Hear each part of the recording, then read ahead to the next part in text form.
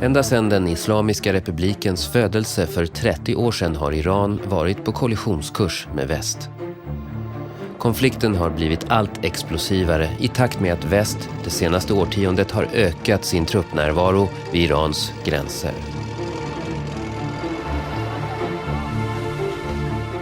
På ett lyxhotell i London kom en högt rankad iranier med ett erbjudande under ett samtal med en av västs chefsförhandlare.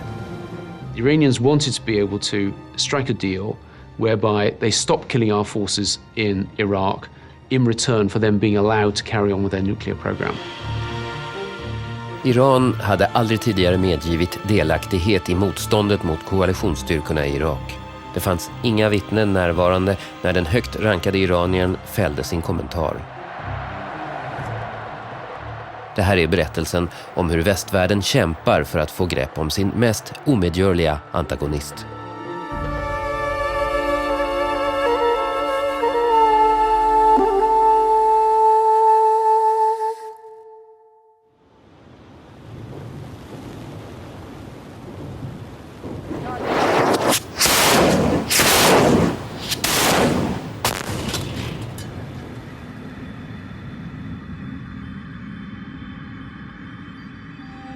Panjshirdalen i Afghanistan.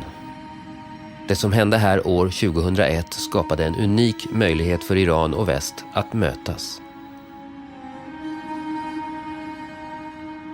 Irans fiender, talibanerna, kontrollerade nästan hela Afghanistan, dock inte den här dalen. Den hölls av Irans bundsförvant Norra alliansen. Dess befälhavare Ahmad Shah Massoud var den enda afghan talibanerna inte kunde besegra. Men nu hade de honom i fällan. 2 nordafrikaner med belgiska pass och ett introduktionsbrev från en islamistgrupp i London övertalade Massoud att ställa upp på en intervju. De började med ett par oväntade frågor. Varför är ni emot Osama bin Laden? Varför kallar ni honom mördare? Männen sprängde sedan en bomb vardera, den ena i kameran och den andra i ett bombbälte. Massoud var död. شاید من اولین نفراتی بودم در دنیا که از موضوع مطلع می شدم. پرسش مهم این که چرا احمد شاه مسعود این گونه ترور شده و چرا اصلا ترور شده در این مقطع، چه اتفاقی افتاده که 2 نفر جان خودشون از دست دادن، 2 نفر نیروی حرفه‌ای. Enligt den iranska underrättelsetjänstens bedömning kunde bara Al-Qaida gå i land med ett så avancerat attentat. Ett uppenbart motiv var att hjälpa nätverkets värdar, talibanerna. Men det hela luktade internationell sammansvärjning. فکر می‌کردیم که آنچه که اتفاق افتاده پایان یک ماجرا نیست، آغاز یک ماجراست و فکر می‌کردیم که اتفاقات بیشتری در پیشه. Massouds andra bundsförvant anade också oråd. Мы с президентом Бушем говорили, и я в разговоре с ним упомянул о том, что на днях был убит лидер Северного альянса в Афганистане Масуд. И я сказал тогда американскому коллеге, знаешь, меня это очень тревожит, такое чувство, что что-то должно произойти. Они явно к чему-то готовятся. Dagen därpå var den 11 september 2001. یادم میاد که ساعت 4 بعد از ظهر به وقت ما بود. من بیرون بودم، به دفترم که آمدم به من گفتن که تلویزیون‌ها رو نگاه بکن ببین چه حادثه‌ای رخ داده. به منم نگفتن چی.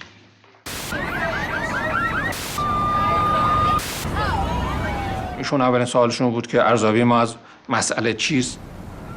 گفتیم این کار توسط القاعده انجام شده، اما اینکه چرا و چگونه سوال‌های پرسش‌های زیادی هم هست که نمیتونیم جواب اونها رو طبعاً بی زودی‌ها پیدا کنیم در اون لحظه. گفتم ما باید موضع بگیریم. یک موضع انسانی در مقابل این عمل.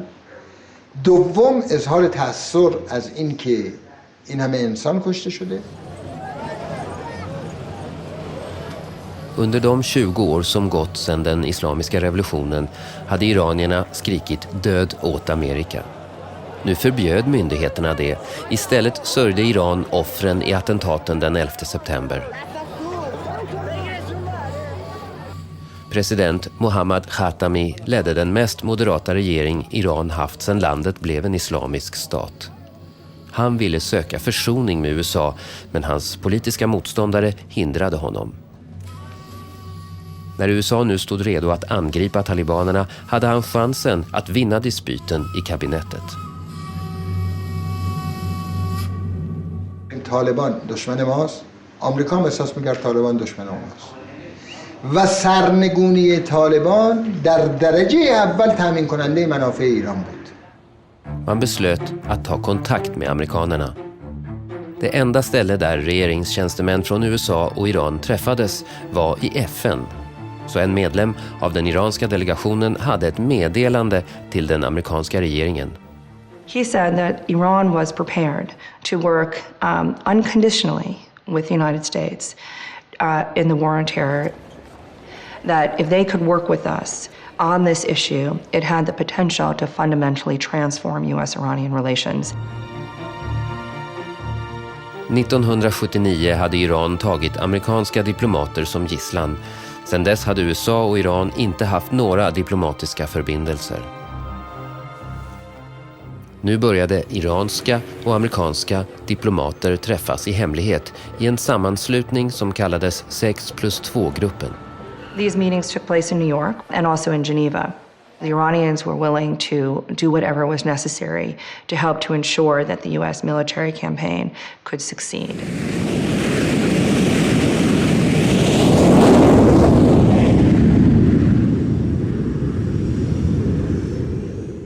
I nästan en månad bombade amerikanskt flyg talibanfästen och al-Qaida-baser söder och öster om Kabul.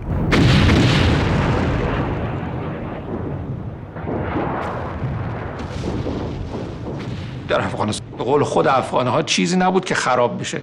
قبلا همه چیزش خراب شده بود. امریکایی‌ها حمله می‌کردن میگفتن حالا رفتن پناهگاهی رو پیدا کردن مثلا در غارها. حمله می‌کردن یه بمب عجیب غریبی رو که می‌تونه یه کوه رو منهدم کنه شلیک می‌کردن هیچ اتفاقی نمی‌افتاد.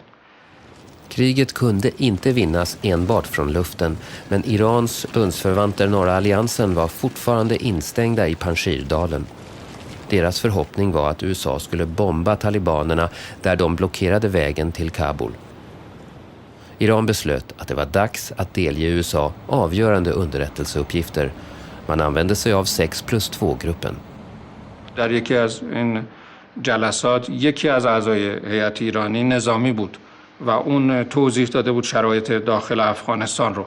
He pounded the table and said, I've had enough of this. This is just nice talk, but we're not going to get anywhere if this bombing campaign doesn't succeed. نظرش این بود که امریکا اگر میخواد کاری بکنه باید با جبهه متحد یا با دوستان ایران همکاری کنه. And then he took out a map and he unfurled the map on the table and started to point to targets that the US needed to focus on, particularly in the north. We took the map to CENTCOM, to the US Central Command. And certainly that did become the US military strategy. We took a fourth world force, the Northern Alliance, riding horses, walking, living off the land, and we married them up with a first world air force.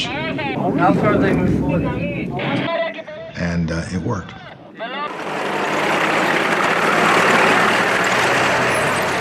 Norra alliansen intog Kabul. Den iranska strategin hade lyckats. Och Amerika hjälpte till att upprätta en ny statsledning i Afghanistan. Men USA hade fortfarande Iran på sin lista över länder som stödjer terror. Utrikesdepartementet föreslog nu att Irans paria-status skulle hävas om landet visade prov på bättring. We couldn't get support from the NSC, from the Pentagon, from the Vice President's office. And in every case, we ran up against this belief in regime change. Iran aggressively pursues these weapons and exports terror, while an unelected few repress the Iranian people's hope for freedom. States like these and their terrorist allies constitute an axis of evil. مسئله محور شرارت معین کردن ایران روابط ما رو به موقعیتی رساند که شاید بدتر از موقعیتی بود که در آغاز انقلاب و اوج دشمنی‌های ایران و آمریکا وجود داشت. 9 månader senare tog USA och Storbritannien initiativ till en FN-resolution som skulle ge klartecken för ett krig mot Irak. Den brittiske utrikesministern Jack Straw reste runt i Mellanöstern för att söka stöd. Iran was a big cheese in the region, and it was important for me to see the Iranians, to get them on board for what we were seeking to do with Saddam, which was to get rid of him.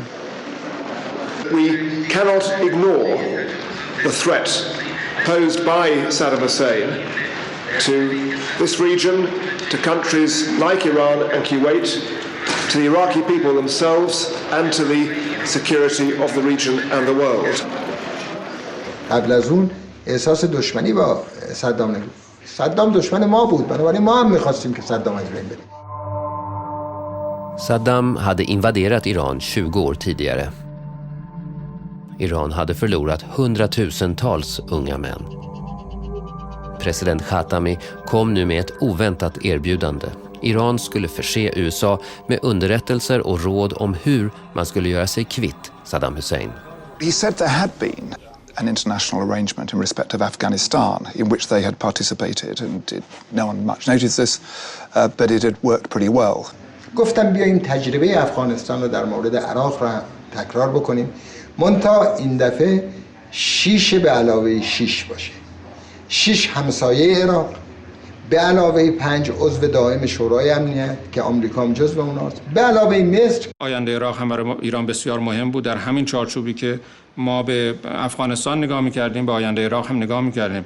نیروهای زیادی در ایران بودن، شخصیت‌های برجسته‌ای که می‌تونستن رهبران آینده عراق باشن.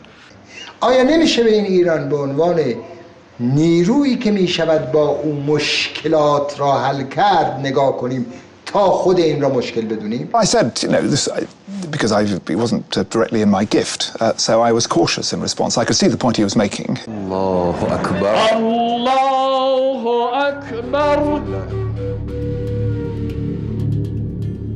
Straw visste att Iran och Irak, som båda har en shia-muslimsk majoritet, är tätt sammanflätade. Inget land var bättre skickat att förse Storbritannien och USA med underrättelser i Irak. Men skulle president Bush ta emot hjälp från en av ondskans axelmakter? That was, of course, the $64,000 question. The crucial thing was to try it on Colin Powell. I called him. Men utrikesdepartementet hade ett problem. Vita huset. Secretary Powell and I wanted to push the possibility as far as as the traffic would bear, but we realized that there were some real practical limitations that the president was going to put on this. Colin was sympathetic, but he came back to me and said that he didn't think it was a runner.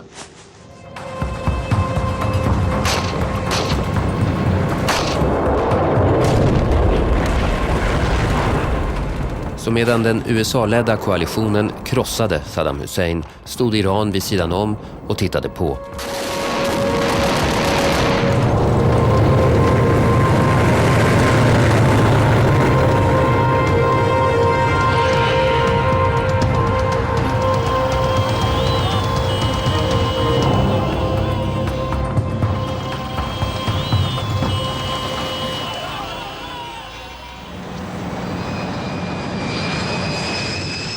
Iran hade nu amerikanska styrkor på 250 000 soldater in på knutarna vid den afghanska gränsen i öst och i Irak i väst. Och en president som trodde på förebyggande anfall. Major combat operations in Iraq have ended. In the Battle of Iraq, the United States and our allies have prevailed. غروری که احساس میشد که ابرقدرت برتر دنیا هر کاری که میخواد میتونه انجام بده. Dagen efter landade på ett av UDs skrivbord ett häpnadsväckande förslag ett förslag på hur Irans sargade relationer med väst skulle repareras. Den schweiziska ambassadören som företrädde USAs intressen i Iran hade skickat ett fax. It starts out about with his meeting with Sadegh Kharzi. And I thought, this is a little bit different. Sadegh Kharzi, till höger på bilden med president Khatami, var en nyckelfigur i Iran. Han var utrikesministerns brorson och ingift i den högste ledarens familj, och han hade haft möten med den schweiziska ambassadören. The readout says that he's had these talks with Sadegh Kharzi, and Sadegh Kharzi has developed a roadmap for the normalization of US-Iranian relations. Vägplanen föreslog direkta samtal mellan Iran och USA. Inga löften gavs, men allt låg på bordet. Inte bara vad Iran ville ha, hävda sanktioner och inga fler hot om regimskifte, utan även amerikanernas önskelista. Att Iran skulle omvandla Hezbollah och Hamas till fredliga politiska partier och stödja en tvåstatslösning i Israel-Palestina-konflikten. That proposal had a number of elements which were of importance to Iran. That is, it had the element of mutual respect, which has been lacking in US approach to Iran. Enligt följebrevet hade Kharzi diskuterat saken med presidenten, med sin farbror utrikesministern och den högste ledaren Ayatollah Khamenei. Tidigare kontakter mellan USA och Iran hade varit begränsade. Nu tycktes det som om den högste ledaren var med på minst 85% av den ambitiösa agendan. I read it. I think it's incredibly significant and groundbreaking. And I write the memo for Secretary Powell that would be from my boss at the time, Richard Haas. I thought the paper was interesting, but I was skeptical. The biggest problem in dealing with Iran at that point was uncertainty about whether the government really spoke for the government, or whether the government really spoke for the power centers of the country.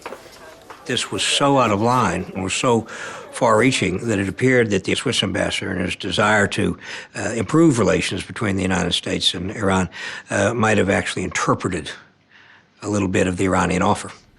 I don't care whether a Martian wrote it. If the Iranians authorized it to be transmitted to the US as the basis of talks, we should do it. I don't care whether they contracted it out to a great speechwriter. They authorized its transmission and we should call them on it.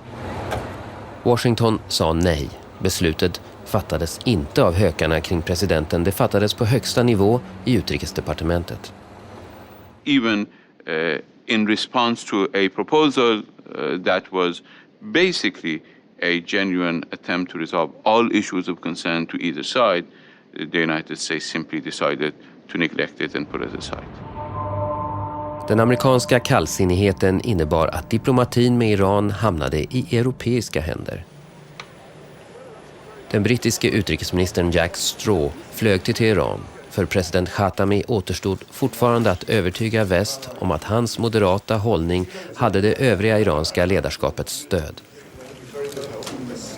I said to him that it didn't help that when they paraded their Shahab missiles on their National Military Day in Tehran, that the legend written on these missiles in English was death to the Americans.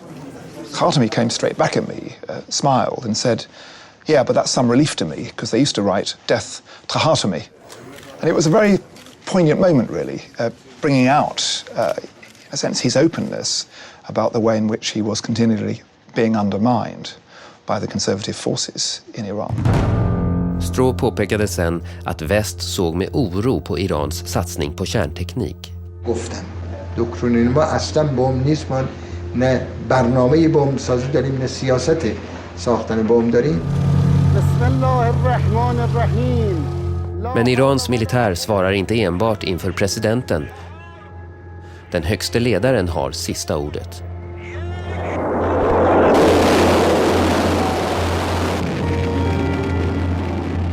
Iran har redan ett ambitiöst vapenprogram med ballistiska robotar som kunde bära kärnstridsspetsar. Och Iran höll på att bygga sitt första kärnkraftverk. Tidigare under året hade internationella atomenergiorganet IAEA bekräftat att denna hemliga anläggning faktiskt existerade. Det bevisade att Iran försökte anrika uran, en teknik som kan användas för att tillverka bränsle eller en bomb. enrichment was the most difficult part of developing a nuclear weapon. It was maybe 2/3, maybe 3/4 of the challenge. It wasn't actually producing the bomb, it was producing the highly enriched uranium that had to go into the bomb. And so if the Iranians could master enrichment, they would be 3/4 of the way to producing a nuclear weapon. Ingen av ledarna på den sommarens G8-möte ville att Iran skulle bli en kärnvapenmakt.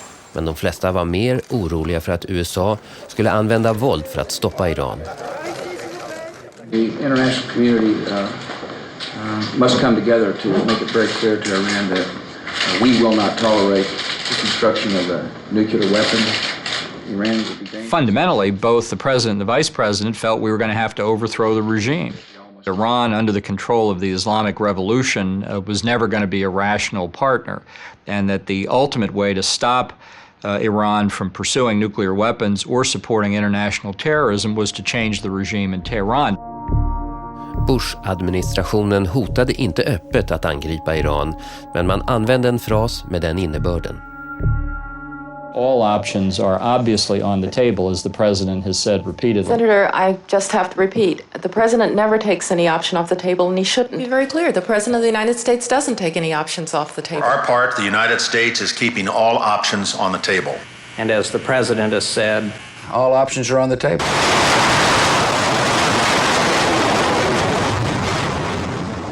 Die Erfahrung mit dem Krieg im Irak. Und die Sorge war groß, dass nach dem Irak sozusagen der Iran die nächste Stufe sein würde. Joska called me and said, look, we mustn't allow the Western allies to be split again in respect of Iran. Es gab zwei Dinge. Erstens, mein Eindruck war, Jack Straw wollte auf jeden Fall einen zweiten Irak vermeiden. Und zweitens, die Amerikaner mit ins Boot zu holen, war Großbritannien unverzichtbar. He said, why don't you and I get a deal from the Iranians where in return for lifting of sanctions, we get copper-bottomed guarantees, internationally verified, that they're not pursuing a nuclear weapons program. And I said I thought it was a very good idea. Obviously, I talked to the Prime Minister about it, and he endorsed it. And so that's how the E3 process began.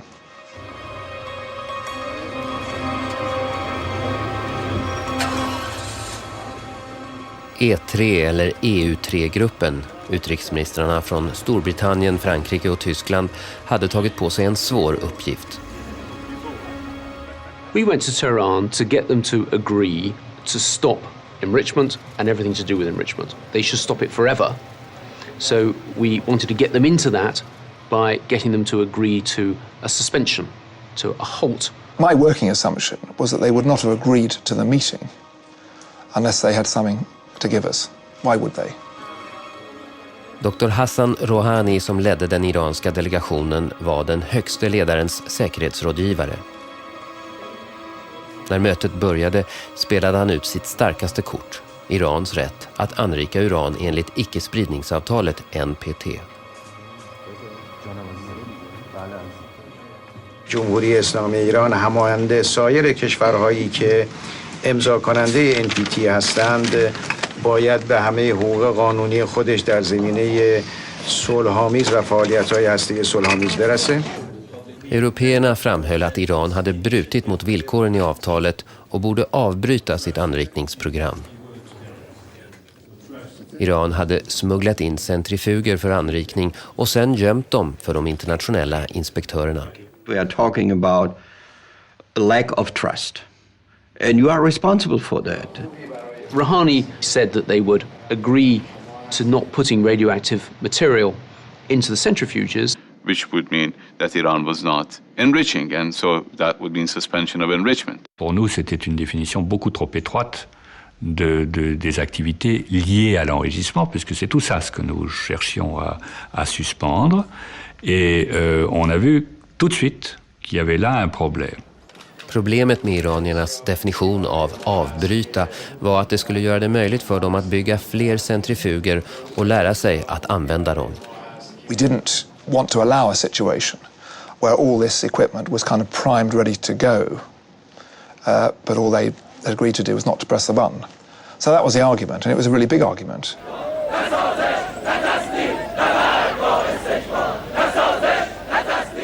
Iranierna stod på sig i 2 timmar. Sen chansade Rouhani på att européerna inte ville åka hem tomhänta och därför skulle nöja sig med Irans snäva definition av avbryta. Rouhani looked at his watch and said, oh, it's time for us to go and report to the president. And then something extraordinary happened, quite unscripted. And Yoshka just banged the table and said, look, there's no point us going to see the president or talking to the press. We've not agreed anything. We would be fools. I mean, to sit there in a press conference, be polite, and nobody had an interest, to create bad feelings with our oaths. And Rouhani said, well, this is as much as we can agree to. And Yoshka said, well, in that case, we might as well go and catch our planes. You could see these guys thinking, God, that wasn't in our script. There was almost a total failure and breakout. We decided, both sides I think decided to call a break and discuss it. Den iranske förhandlaren behövde instruktioner från den högste ledaren och från presidenten. And Rouhani got out his mobile. اونها میگفتن که کلیه فعالیت هایی که به نحوی مرتبط هست به این مسئله باید تعلیق بشه. ما اینو قبول نداشتیم. خب مسئله مشکل شد. He was speaking very quietly, but it was clearly quite an intense conversation that Rouhani was having. It was quite extraordinary. So we were sort of hanging around. Rouhanis överläggning med president Khatami pågick i över en timme. De två visste att om européerna åkte hem nu skulle kanske president Bush agera. گفتم خب حالا که شما نمیتونیم به توافق برسیم این رو واگذار کنیم به تفسیری که آژانس از این مسئله میده. När Iran gick med på att låta IAEA bestämma villkoren för ett avbrott verkade det som om de gett efter för Europas krav. Nu var européerna beredda att träffa presidenten. We weren't not bad in poker game too, in the diplomatic poker game. The European part. Men iranierna trodde sig ha ett S i rockärmen. De hade redan frågat chefen för IAEA, Mohammed El-Baradei, hur han skulle definiera begreppet avbryta.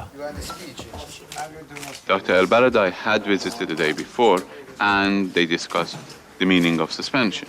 Dr. Rouhani believed that El-Baradei had considered suspension to be basically not feeding uranium into the centrifuges. متاسفانه آقای البرادعی علیرغم قولی که یعنی علیرغم حرفی که زده بود و علیرغم معیارهایی که بود یک جور دیگری تعلیق رو مطرح کردن که به نظر ما امر بسیار خلاف اخلاقی بود.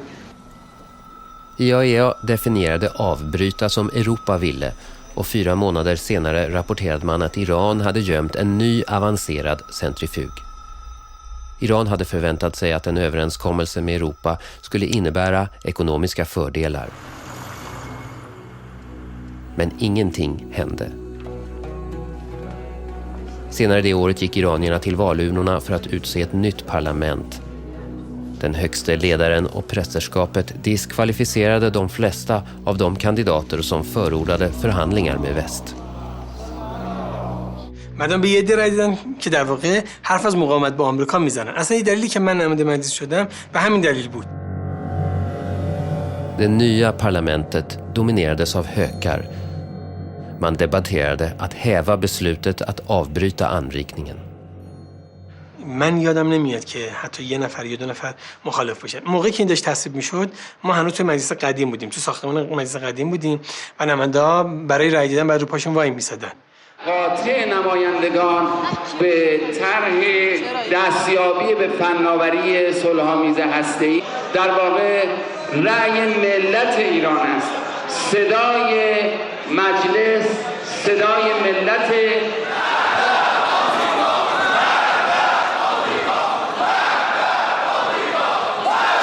بیزار است از آمریکا، بیزار است انرژی هسته‌ای حق مسلمان. Nästa valomgång i Iran var nära förestående. De som förhandlade med väst måste visa att det fanns påtagliga fördelar att vinna. Så Irans FN-ambassadör bad chefen för IAEA om hjälp att få till stånd handelsavtal med Europa för att stärka de moderata krafternas ställning på hemmaplan. To this move by the parliament? I told him, yeah, and I told him what Cyrus is telling me. A lot of the candidates for the election will benefit from confrontation. You know? A lot of candidates from the election will benefit from us losing this. Yeah, I know this that. Negotiation. I know that. They will not see favorably a success in these talks, and they're rather influential people. Both Europeans as well as the negotiators have lost credibility in Iran. It's not a problem of confidence on their side, it's a problem of confidence on our side, as well as confidence in our own sort of credibility at home. Die Iraner waren unter innenpolitischem Druck, wir wiederum waren unter Abstimmungsdruck mit den USA. Es war nicht einfach, hier schnell voranzugehen. Wir konnten nichts anbieten, was am Ende keinen Bestand haben würde. Vid en session med FNs generalförsamling 2004 avtalade Jack Straw om ett möte med Irans utrikesminister Kamal Kharasi för att undersöka om det fanns någon framkomlig väg. Men Straw var försenad till mötet. En kris hade uppstått. En brittisk civilperson, Ken Bigley, hade tagits som gisslan i Irak. Jack is he's having to phone the family of the hostage we have in Iraq. It's obviously extremely difficult for us. It's a huge issue. The same problem. 2 år tidigare hade väst nobbat Irans erbjudande om hjälp att ta hand om Irak. Nu kunde inte Kharasi låta bli att påpeka hur mycket det avvisandet hade visat sig kosta. It's very dangerous environment. It is a dangerous environment. Sure. It was more safe when Saddam Hussein was involved. For whom was it more safe? Minister, was it more safe for the hundreds of thousands of people? No, even for British citizens. Iraqis weren't safe under Saddam Hussein. Iranians weren't safe under Saddam Hussein. How many Iranians were killed by Saddam Hussein? Many. Yeah. And they were killed by arms supplied by European countries, Americans, and chemical weapons supplied to... They were not supplied by us. Let's see. Anyway. So how are you? I'm okay. Difficult times. How are you? Några minuter senare dök Straw upp och spänningen släppte. Men parterna tog ändå inga steg mot en brytning av dödläget kring Irans anrikning av Iran. Okay. I'll give you a call tomorrow if I can. Yeah, do. How was the meeting with Kharasi? Iranierna ville att handelsembargon skulle hävas. Europa kunde inte leverera. Mångåriga amerikanska sanktioner bestraffade alla som handlade med Iran. حتی هواپیمای مسافربری رو که ما در این زمینه مشکل داریم و جان شهروندانمون در خطره با فشارهای غیر منطقی آمریکا به سادگی دسترسی به امکاناتی که بتونیم نوسازی بکنیم ناوگان هواییمون نداریم. Jack Straw beslöt att be Colin Powell låta Europa erbjuda Iran ett incitament, några morötter. Han tog upp frågan på den årliga middagen med G8-ländernas utrikesministrar. I had a very close relationship with Colin Powell. I talked to him and said, we've got to give something to them and let us see. It's in our interest to try and give something to the Khatami regime. On a senti qu'il acceptait en fait le principe des carottes et que peut-être on pourrait espérer du côté américain un geste. On avait dit aux Américains, vous savez, un geste, c'est sans doute les avions. Et donc seuls les Américains pouvaient faire ça. And Colin Powell agreed and said, well, he thought it would be very useful for the political directors to meet, and he invited us all to Washington a couple of weeks later to do that. Nous sommes sortis de ce dîner dans un grand état de satisfaction. Européerna utarbetade nu i detalj vad man kunde erbjuda Iran. 3 veckor senare lade de fram sitt förslag i Washington. Nous pensions que peut-être qu'une décision très importante allait être prise du côté américain. Nous savions que ça allait être difficile, Nous entendions les bruits les plus divers.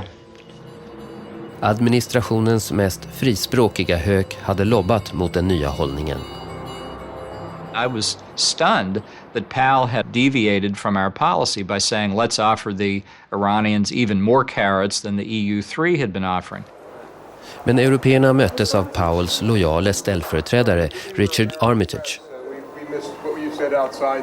The reason I even met with them was because they had to realize that there were some sensible people on the 7th floor. Et puis Armitage est parti. Et la délégation américaine a été présidée, à partir de ce moment-là, par John Bolton. You could see the evident dissatisfaction on John Sawyer's face because I was still there. And I leant over and said, let me know if I can help in terms of achieving a common outcome to this. And I just got a sort of frosty glare. Trots Boltons avvisande attityd presenterade Sawyers den nya europeiska planen. Our proposal included spare parts for their aircraft, possible sale of new aircraft, the capacity for international nuclear companies to cooperate with the Iranians on civil nuclear power. Bolton nous a écoutés avec un visage qui ne bougeait pas. Bolton said, right, has everybody else spoken? Okay. And he got out a sheet of paper and said, this is the US position. We expected Iran to suspend all of its uranium enrichment activities and come into full compliance with its safeguards obligations. And not until that happened would we consider anything. Le voilà en train de lire comme un fonctionnaire soviétique un texte, un papier, qui était un papier de fermeture totale.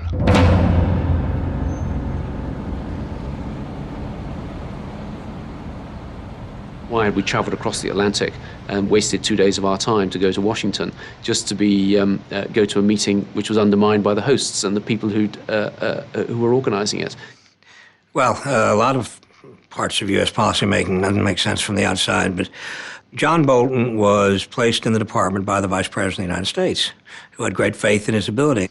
Unfortunately, when he's not on your side, and it's very difficult to fire him, you couldn't have a worse enemy. Kort därefter lämnade utrikesminister Powell och biträdande utrikesminister Armitage sina poster.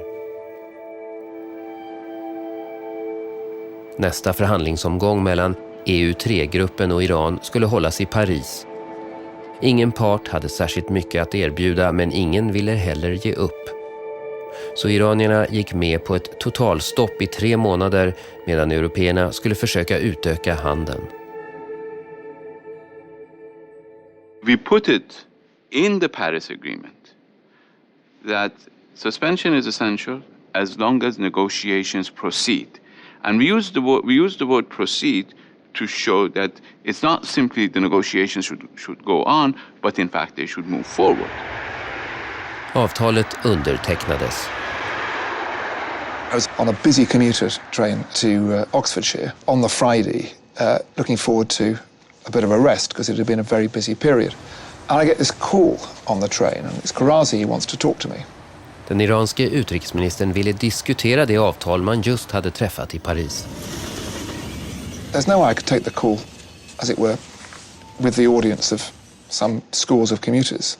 So I say, hang on, and I go to the lavatory and then find out what he wants. And what he wanted was essentially to amend this deal. Iranierna hade just undertecknat en överenskommelse om att stänga av och försegla samtliga sina centrifuger. Nu begärde deras utrikesminister ett undantag i forskningssyfte. He said, well, we did say none, but actually we mean 20.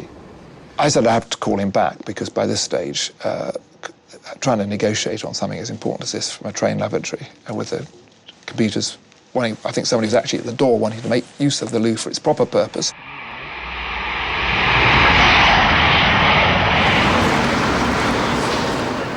Jack phoned me to tell me what Karazi had said to him. And I said I thought that sounded extremely dangerous. I got together a couple of elderly gents who'd been involved back in the time when we were developing enrichment back in the 1950s and 60s. They said, Oh, I remember how we did this. We had 16 centrifuges that we ran continuously for 2 years. And after 2 years of running 16 centrifuges, we'd mastered enrichment. So if the Iranians want to keep 20 centrifuges, they probably want to do the same thing. All right, thank you. Bye. Great. No, he says Minister Secretary Straw may be interested.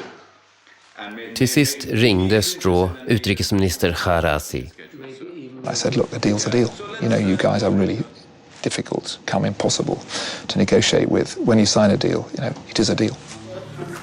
Iran släppte kravet på att få behålla 20 centrifuger och införde det totalstopp väst hade krävt. IAEAs kameror övervakade det hela, men förhållandet mellan Iran och väst skulle ta en ny vändning. President Khatamis ämbetsperiod gick mot sitt slut. من به اونا گفتم یک بدبینی شدیدی در ایران وجود داره و اون این که میگه آمریکا میخواد ما رو به کلی از این حق محروم کنه، اروپا هم دارد در مسیر آمریکا حرکت میکنه و هر چی شما تعلل بکنیم و به نتیجه نهایی نرسیم این بدبینی توسعه پیدا میکنه.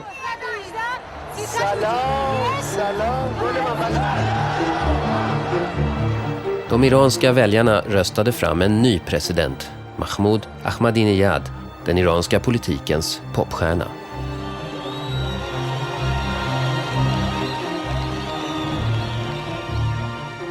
Och USA hade en ny utrikesminister. Som säkerhetsrådgivare hade Condoleezza Rice inte koncentrerat sig på Iran. Nu hamnade landet högst på hennes dagordning. I met Secretary Rice at the airport and we had a long talk on the ride into Brussels. She said that Iran was beginning to increase its assistance both to Shia militants in Iraq, to the Hezbollah, to Palestinian Islamic Jihad. So Iran had become the largest funder and supplier of arms to most of the Middle East groups that were shooting at us or shooting at the Israelis or the moderate Palestinians. And secondly, Iran was continuing its nuclear research.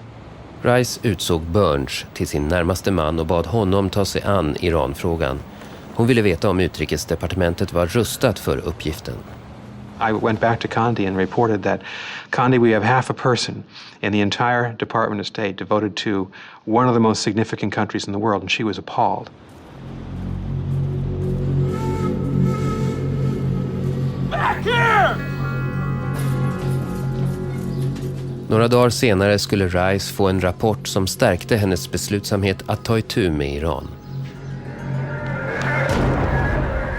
Hon hade skickat en betrodd kollega till Irak för att ta reda på vad som gick snett. Shia-miliser stödda av Iran framstod allt mer som det största hotet mot väst i Irak. Rice ombud blev briefad av amerikansk och brittisk underrättelsetjänst och fick veta att det i det Shia-dominerade södra Irak var fler och fler koalitionssoldater som blev dödade av en ny typ av vägbomb som trängde igenom även pansarfordon.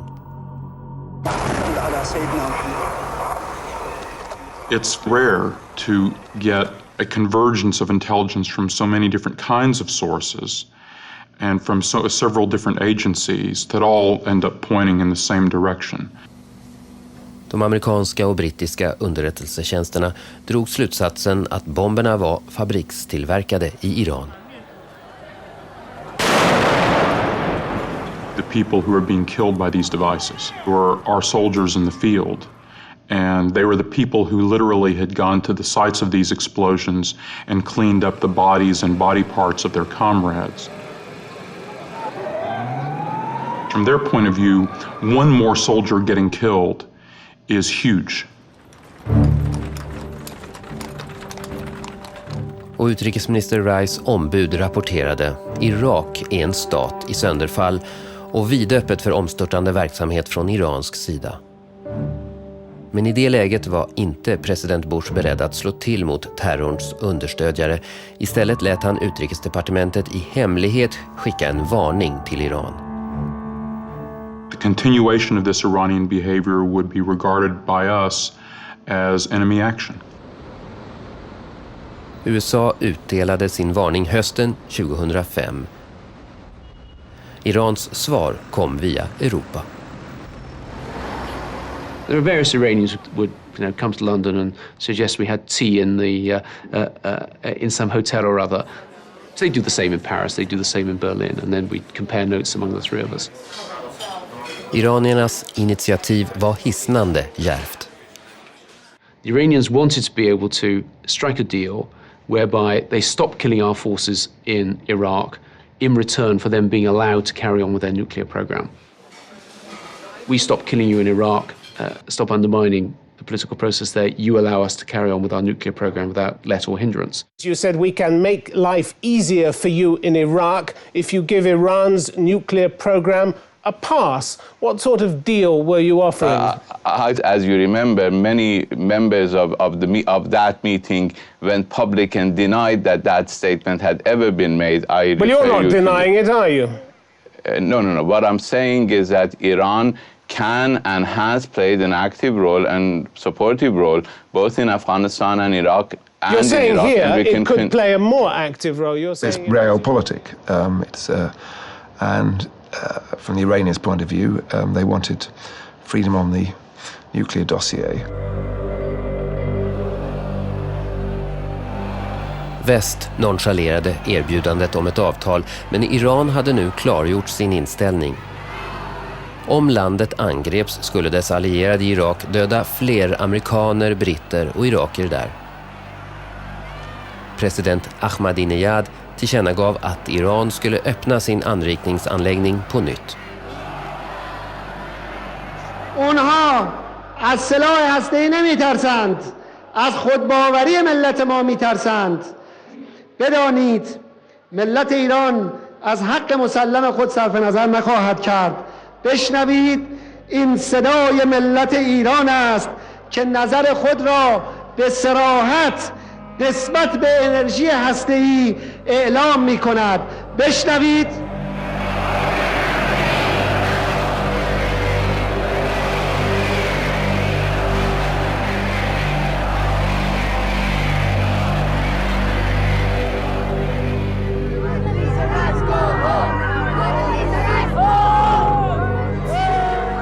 Några veckor senare besökte Condi Rice Jack Straw i hans valkrets. Konfrontationen med Iran började så split mellan USA och Storbritannien. För första gången sedan invasionen i Irak vägrade Storbritannien att ställa sig bakom de amerikanska hoten. I was saying, hang on, you just need to understand that there aren't any circumstances in which this British government, or in my view, any British government, could be involved in military action against Iran. Secretary of State, what next steps could be taken to persuade the Iranians to pull back from the uranium enrichment program? Jack Straw keeps telling us that military action will never be used. First of all, the American president never takes any option off the table. You don't want the American president to take any option off the table. To respond to my point, from a British perspective, was that since I thought that it would be completely inappropriate and counterproductive to take military action. And given the background of Iraq, I think we would have been involved in a political firestorm if I had given a hint that military action was a possibility. I may say Tony Blair took a different view about that. En knapp månad senare skulle Blair säga upp Straw från posten som utrikesminister. Men han hade en sista chans att utnyttja den speciella relationen med Rice. At the end of the trip, Condi and I went to her plane. Straw stannade kvar ombord. Han följde med henne på en oplanerad resa till Irak. On that trip, we spent quite a long time in her cabin talking about Iran. My message to Condi was this: we Europeans have gone as far as we can by ourselves, and frankly, so far as the Iranians are concerned, we Europeans are a sprat to catch a mackerel, and you're the big fish, the United States. Efter att ha bytt plan i Kuwait kom de till en krigszon.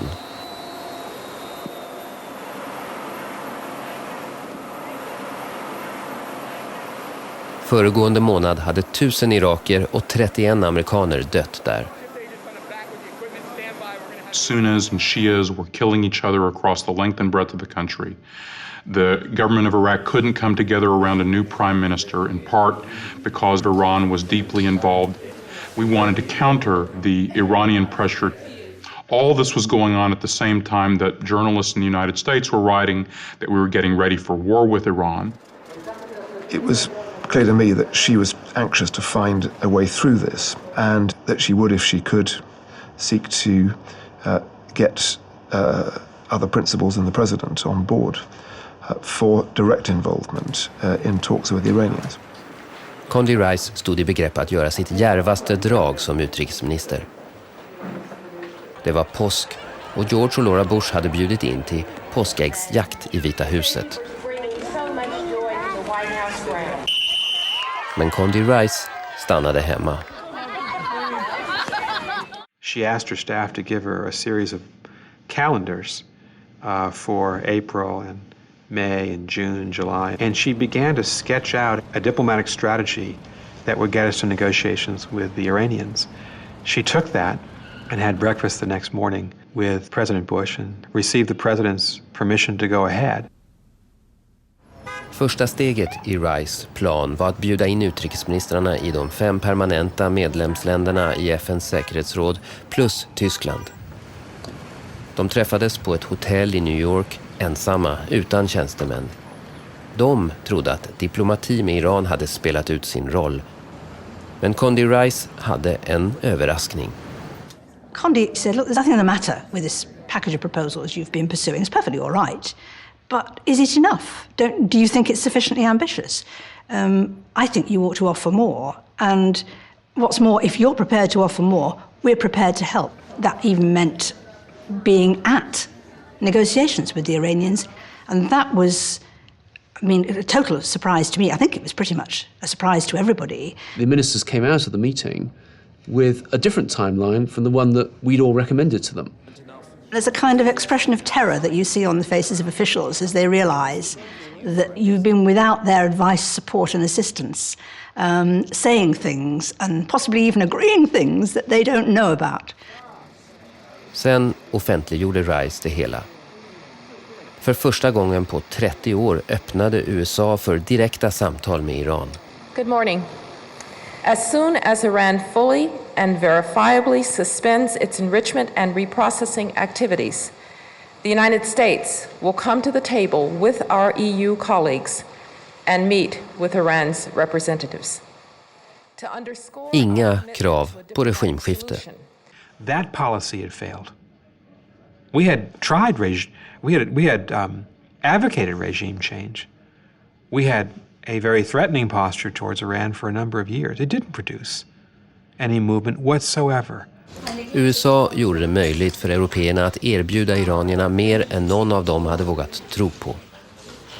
Från kärnkraftverk för civilt bruk till det viktigaste av allt, den islamiska republiken skulle hälsas välkommen i världssamfundet. Secretary Rice and I were quite buoyant. We felt that the Iranians were going to accept this offer. De visste att president Ahmadinejad med säkerhet skulle motsätta sig alla erbjudanden, så väst förlitade sig på Ali Larijani, Irans chefsförhandlare i kärnenergifrågor. Han rapporterade till den högste ledaren som stod över presidenten. 6 veckor senare lämnade Larijani Irans svar till EUs utrikespolitiske talesman.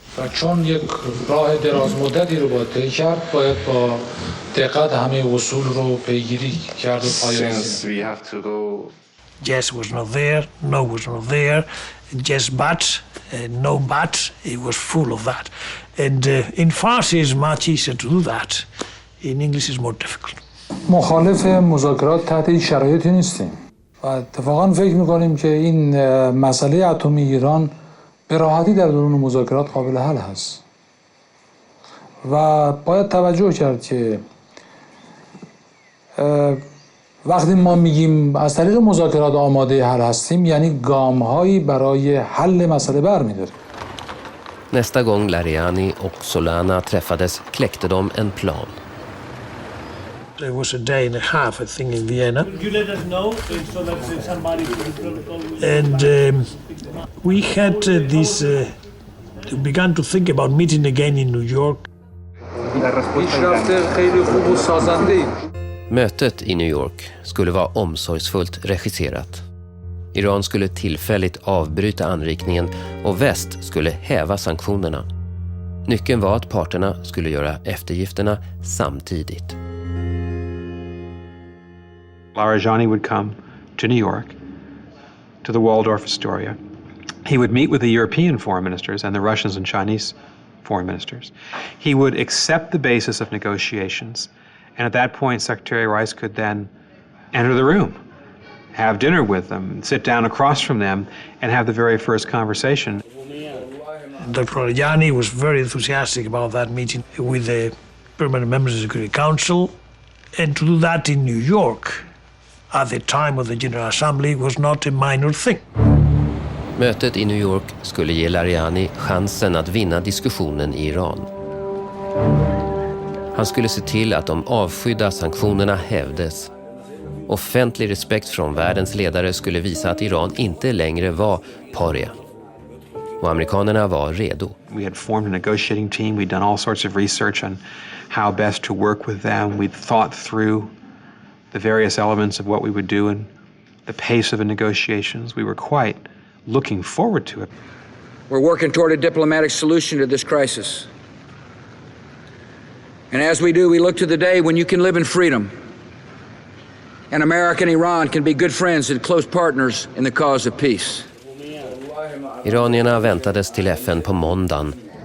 På fredagen fick utrikesdepartementet ett oroväckande besked. The Iranians sent word to us that they had to have a delegation of nearly 300 people accompany Larijani. None of them had visas. And Condi said to me, let's take away any excuse they have not to come. So I called our embassy in Bern in Switzerland and I said, could you please stay open throughout the entire weekend, issue several hundred visas, which they did. All the technical questions were resolved.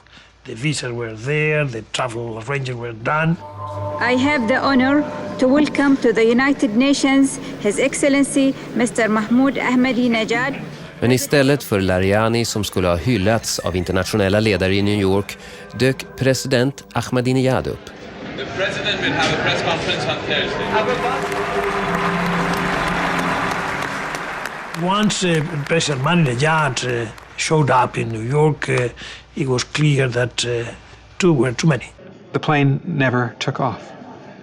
Larijani never took off from Tehran. He never made the trip. Those 300 people didn't get on the airplane. They never showed up in New York. And we were in New York thinking, well, maybe he'll come tomorrow, or the next day, or next week. Så Larijani ersattes av en mycket mer hårdför förhandlare. Iran gick vidare med sitt kärnprogram och väst införde fler sanktioner. För 30 år sedan utlovade den iranska revolutionen ett slut på västs inblandning i landets affärer.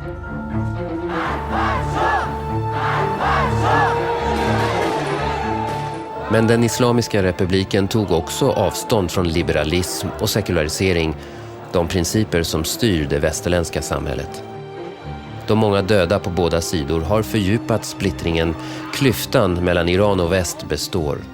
Och hittills finns ingen lösning på konflikten i sikte.